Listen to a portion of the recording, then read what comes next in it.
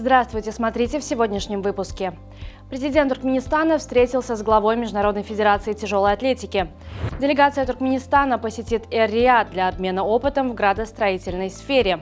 Глава МИД Туркменистана обсудил расширение партнерства на встрече с президентом Ирана и другие новости.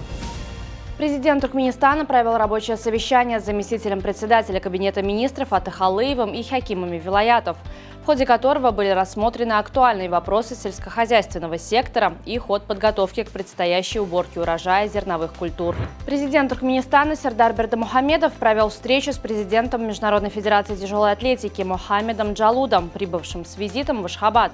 В ходе беседы стороны обсудили перспективы развития сотрудничества, а также дальнейшее продвижение тяжелой атлетики в стране. Президент Туркменистана подписал распоряжение о направлении официальной делегации во главе с заместителем председателя Кабинета министров Анной Мамедовым в Королевство Саудовская Аравия.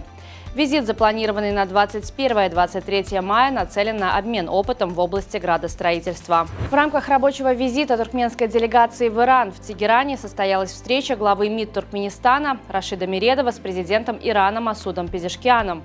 Стороны обсудили актуальные вопросы двустороннего взаимодействия и перспективы расширения сотрудничества в ключевых сферах. В Малайзии и Грузии отметили День Конституции и государственного флага Туркменистана.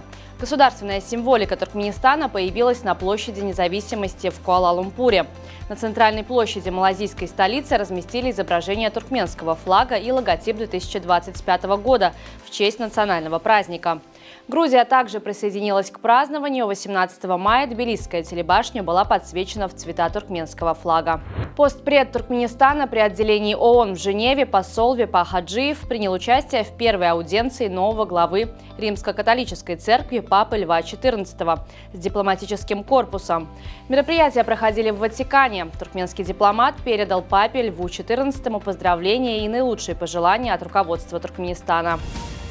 В национальном парке Пикос де Европа на севере Испании посетитель совершил опасный поступок, который может обернуться колоссальным штрафом. Мужчина, отдыхавший в заповедной зоне, поднял массивный валун размером больше собственной головы и сбросил его в глубокое ущелье, пока его компаньон снимал происходящее на видео.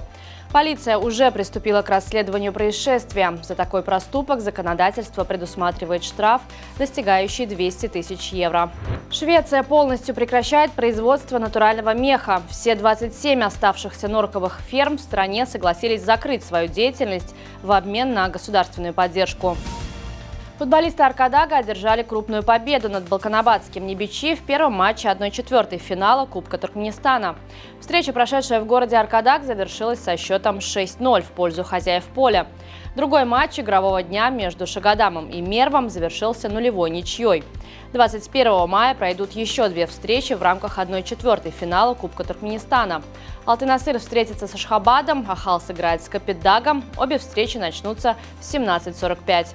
Действующим обладателем Кубка Туркменистана является Аркадаг, который в финальном матче обыграл Ахал. На сегодня это все. Желаю вам хорошего завершения дня. Увидимся завтра. И не забывайте, что Туркменпортал – ваш самый надежный источник новостей.